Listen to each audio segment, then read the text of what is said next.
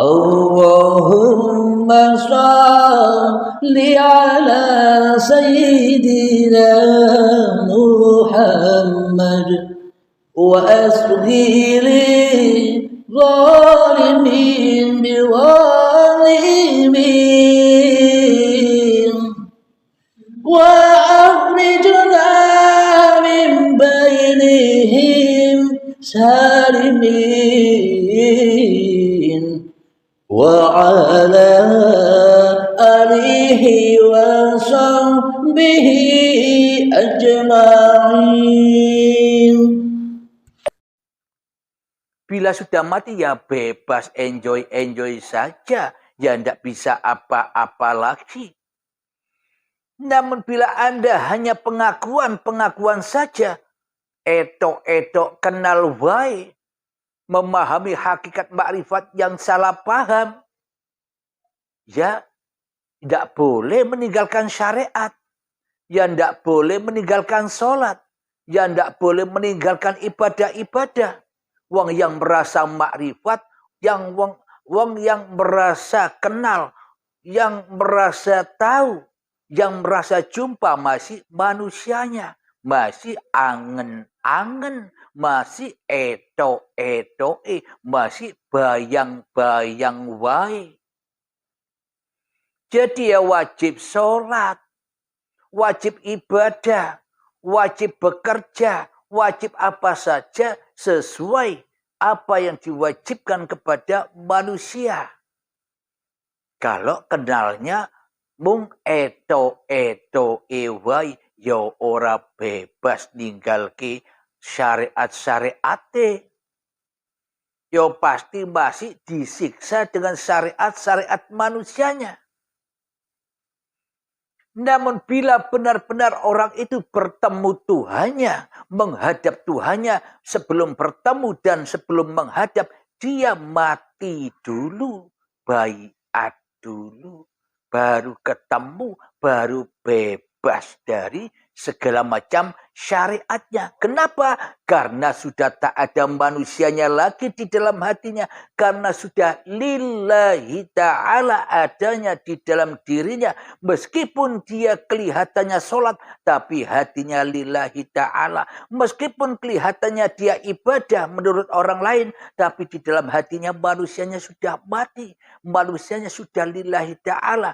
Salat dan ibadahnya, bekerjanya, naik motornya, merokoknya, duduknya, sudah bukan hak milik manusianya. Itu manusia yang sudah mengenal Tuhannya. Itu manusia yang sudah bertemu Tuhannya.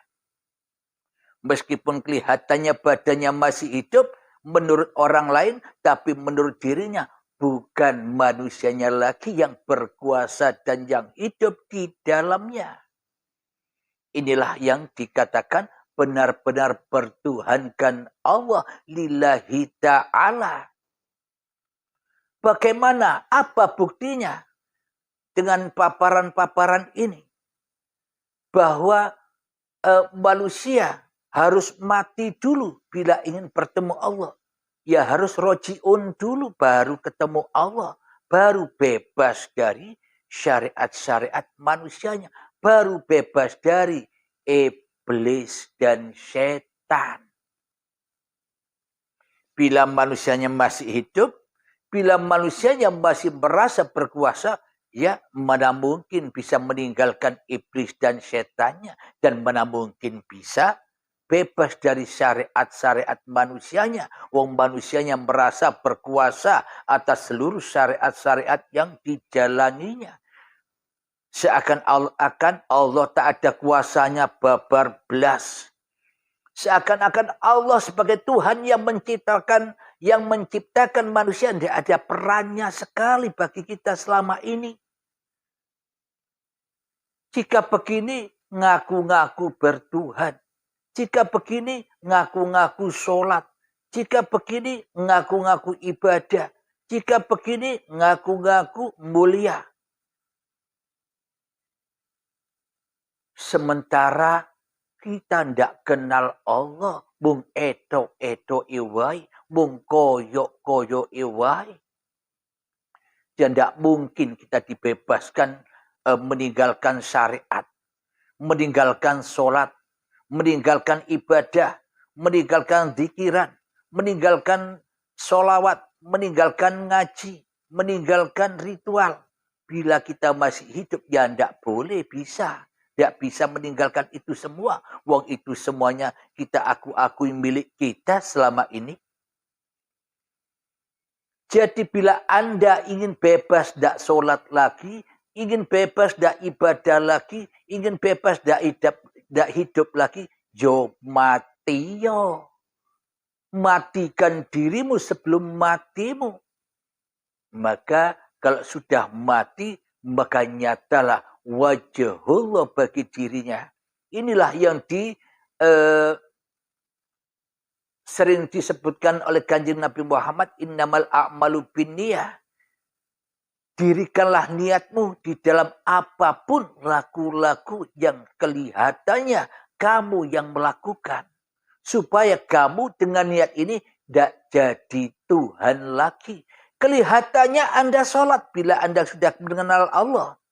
Kelihatannya bagi orang lain Anda sholat. Tapi sebenarnya di dalam diri Anda sendiri Anda tak bisa. Anda tak pernah bisa sholat tanpa uripe Allah. Itulah bukti Anda bebas meninggalkan sholat. Karena bukan Anda yang sholat. Itulah bukti bahwa Anda bisa meninggalkan ibadah-ibadah. Karena sesungguhnya bukan Anda yang bisa ibadah. Anda bisa meninggalkan seluruh kewajiban-kewajiban Anda sebagai orang tua. Karena Anda bukan yang mencukupi segala kebutuhan keluarga Anda. Bukan Anda yang berkasih sayang. Bukan Anda yang memenuhi kebutuhan keluarga Anda. Tapi uripe Allah lah yang menghidupi Anda. Yang mengasihi sayangi. Yang menafkahi keluarga Anda. Jangan sok bangga dan mulia atas semua usaha-usahamu. Inilah jawaban dari pertanyaan saudaraku yang di Malaysia. Kalau sudah kenal Allah, kalau sudah ketemu Allah, apa kita masih mengerjakan syariat-syariat? Ya tidak usah. Kalau kita sudah nyata-nyata kenal Allah. Kalau kita sudah nyata-nyata mati di dalam uripe Allah. Karena Anda tidak usah repot-repot lagi sholat. Biar Allah yang menyolatkan Anda.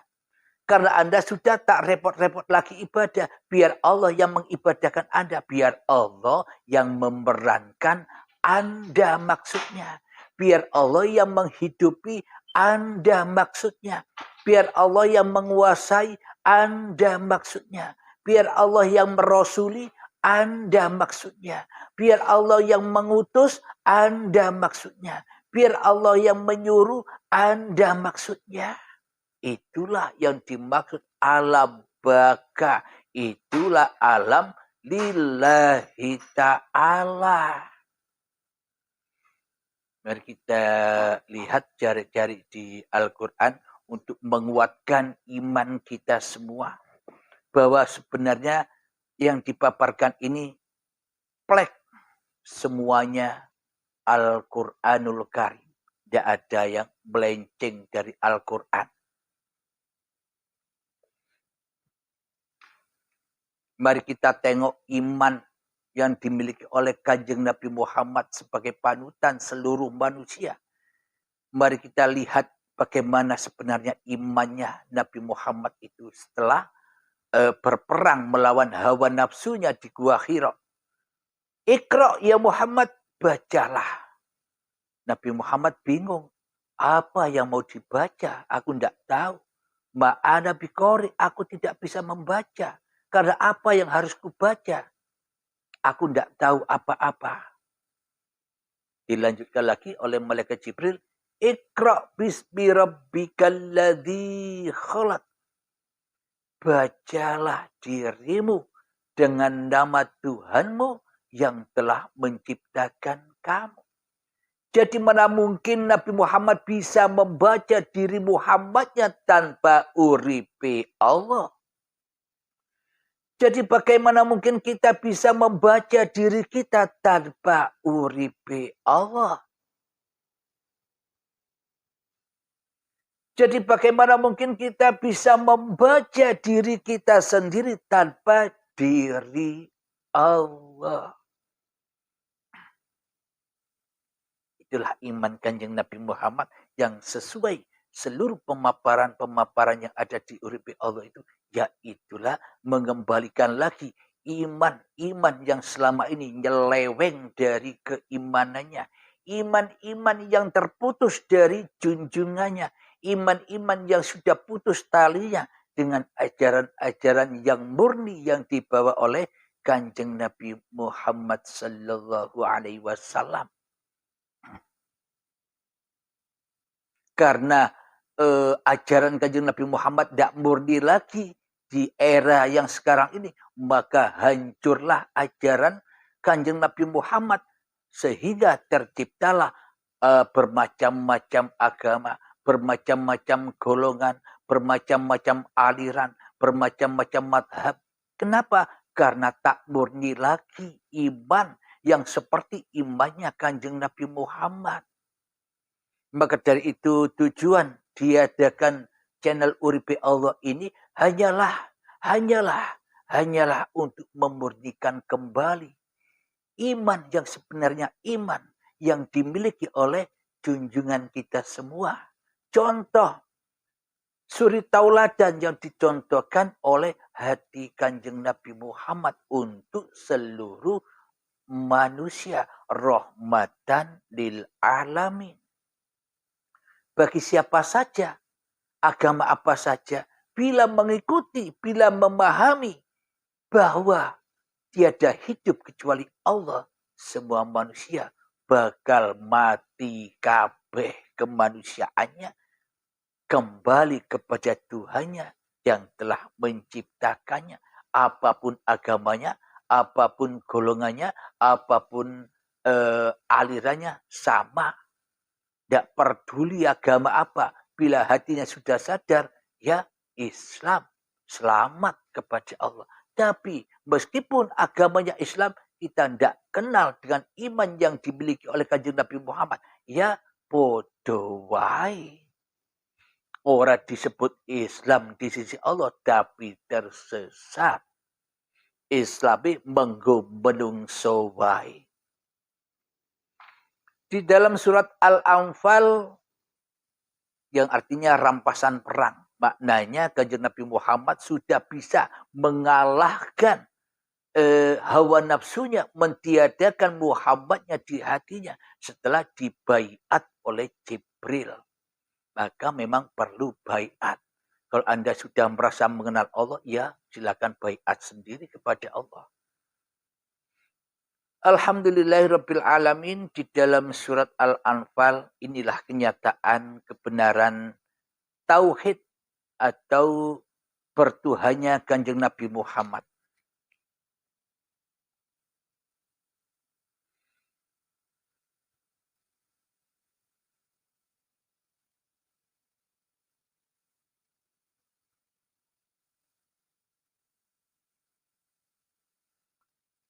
Bismillahirrahmanirrahim. Al-Anfal ayat yang ke-16. Falam taqtuluhum walakinna Allah qatalahum wa ma ramaita id ramaita walakinna Allah ramah waliyubaliyal mu'minina minhu bala'an hasana innallaha sami'un basir. Yang artinya, maka sebenarnya bukan kamu yang membunuh mereka, melainkan Allah yang membunuh mereka.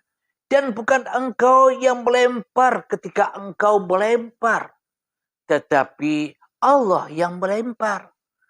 Allah berbuat demikian untuk membinasakan mereka. dan baik, dan untuk memberi kemenangan kepada orang-orang mukmin dengan kemenangan yang baik. Sungguh Allah Maha mendengar dan Maha mengetahui.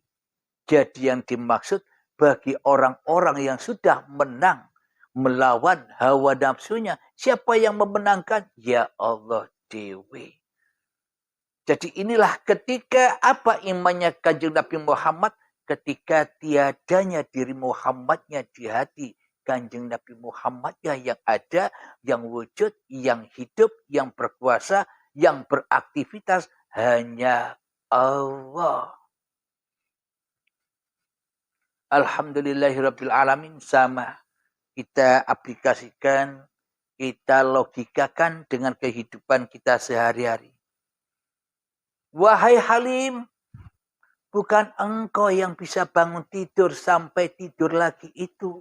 Akulah yang memerankanmu, akulah yang membangunkanmu, akulah yang mendudukkanmu, akulah yang memandikanmu, akulah yang memakaian kamu, akulah yang menyolatkan kamu, akulah yang mempekerjakan kamu, akulah yang mengibadahkan kamu, akulah yang merokokkan kamu. Mohon maaf.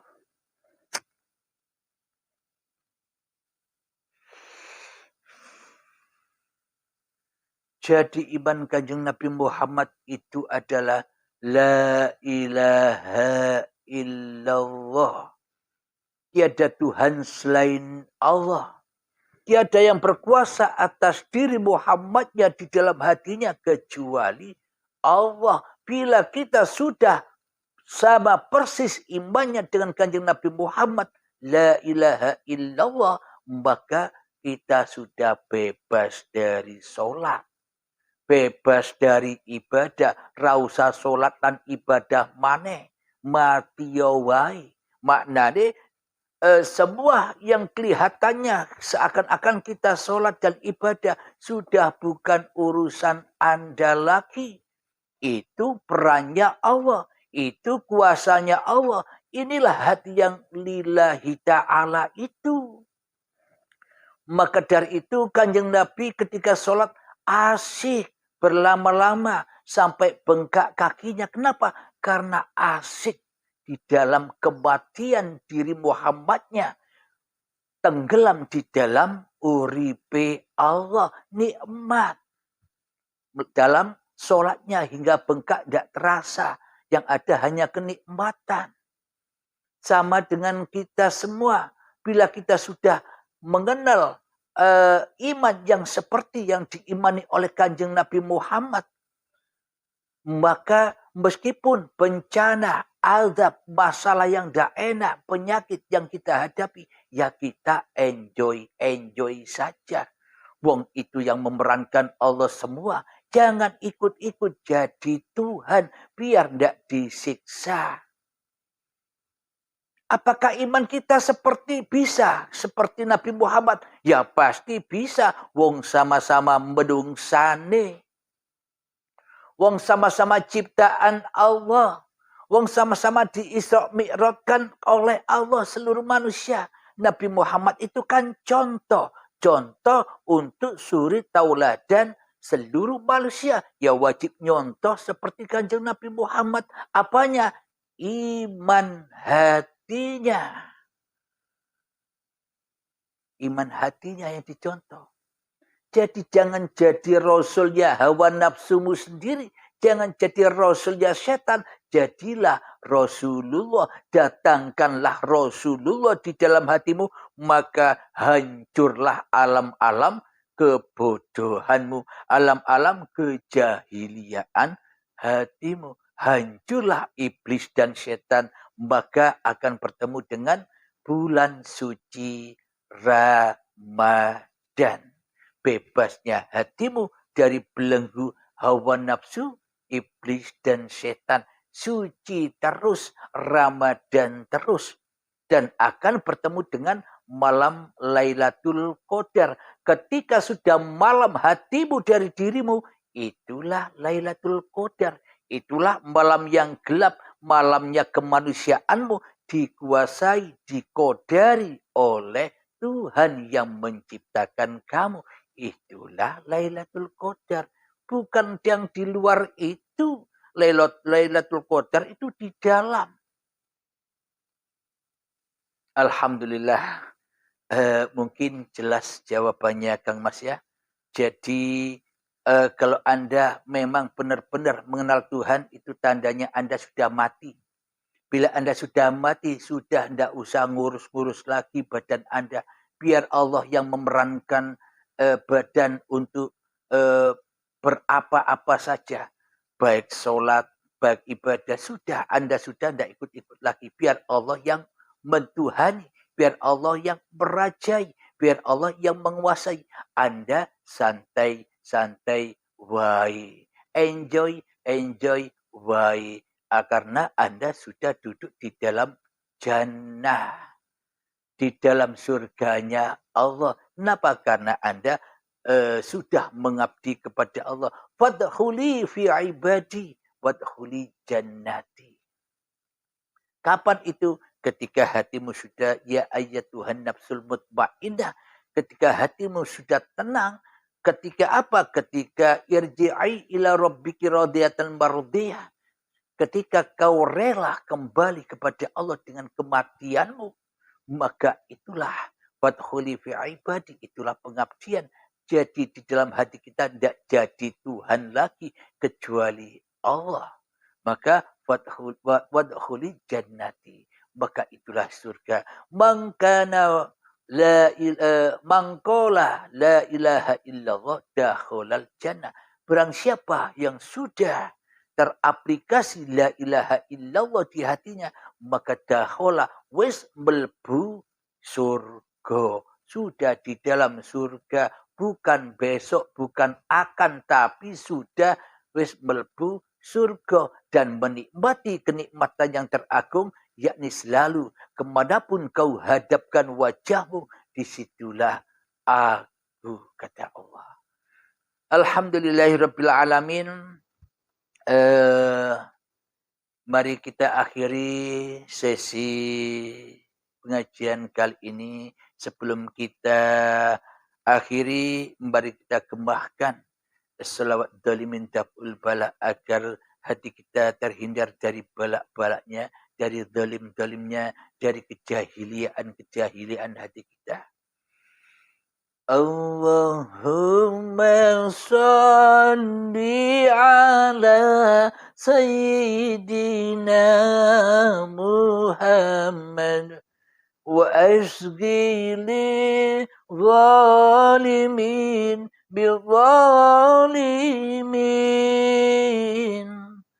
Allahumma salli ala Sayyidina Muhammad wa asghili zalimin bizalimin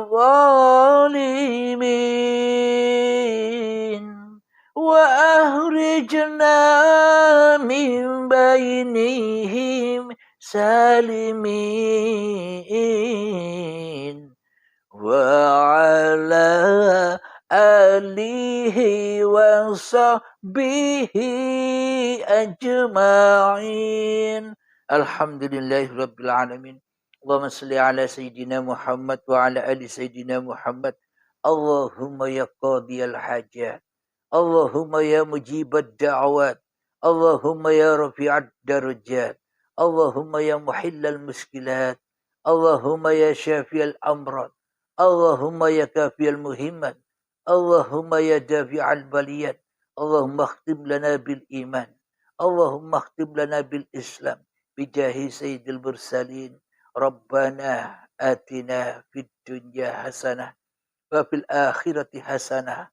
Wa qina adzaban nar. Wa sallallahu ala sayyidina Muhammad wa ala alihi wa sahbihi wasallam. Akhir kalam.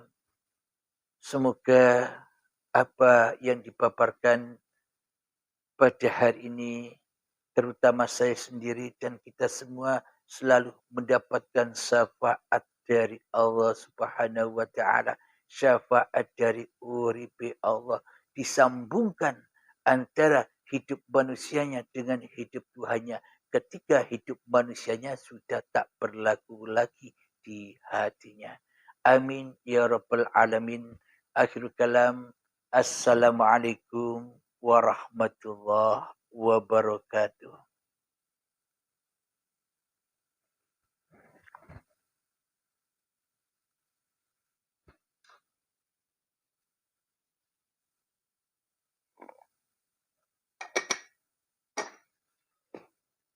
Allahumma salli ala Sayyidina Muhammad wa asli li zalimin biwalimin wa akhrijna min bainihim salimin وعلى آله وصحبه أجمعين